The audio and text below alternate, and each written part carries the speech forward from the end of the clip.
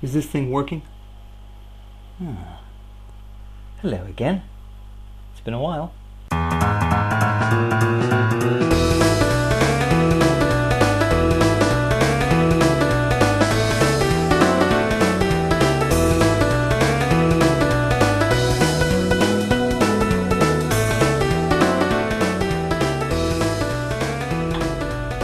I've been maxed out at work for quite some time now, hence the lengthy absence, but finally some of the pressure is off and I've got a subject that I really want to talk about. You may or may not have heard of it. It's called CrackerGate. If you haven't heard about it, let me enlighten you. Several members of a very wealthy cult have begun issuing death threats to at least one student at a university near one of their enlightenment centers. It turns out they have a ritual involving magic biscuits, which this guy desecrated. The magic biscuits may not be removed from the sacred environs of the cult's sanctified grounds because, get this is the really weird part, the cult's founder and the focus of their worship is actually in the cracker. Now really, I'm serious. In the cracker itself, only, invisible. They really mean it. For example, "It is hurtful," said Miguel Gonzalez, local cult leader. "Imagine if they kidnapped somebody and you make a plea for that individual to please return that loved one to the family." Or, "We don't know 100% what the motivation was," said Susan Fani, a local representative of the cult. "However, if anything were to qualify as a hate crime to us, this seems like this might be it."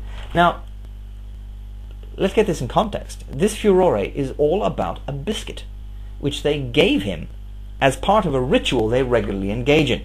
The basic details are as follows. In meetings held daily, and sometimes several times a day, a normal cracker, biscuit, or bread roll is subjected to a ritual performed by a specially empowered member of the cult. Cult members believe that the magic words convert the biscuit to the actual body of the cult's founder.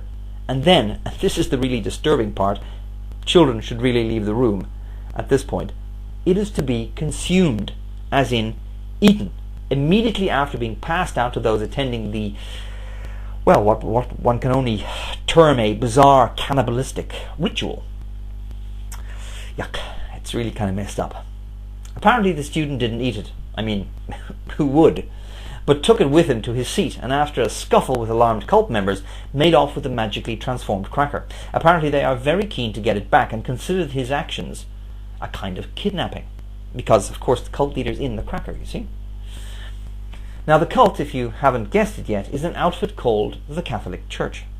Renowned for their vestments, elaborate ceremonies, and a persistent taste in small boys, the cult priests are so up in arms about the kidnapping of their Christ Krispies that they now have armed guards present during the Mass. That's right. People with guns, willing to shoot other people because of a cracker. I wonder if they do a gluten-free Jesus, or perhaps a low-fat, you won't believe it's Jesus serving. I bet I wouldn't believe it was Jesus, no matter how much fat they put in it. However, I digress. Here is my challenge. Go to your local Catholic cult center, hijack a wafer, then send the local witch doctor a ransom note. In it, threaten to torture the God biscuit, unless they start taking sensible positions on contraception and HIV. Surely a Jesus cookie is more important than mere sperm. No?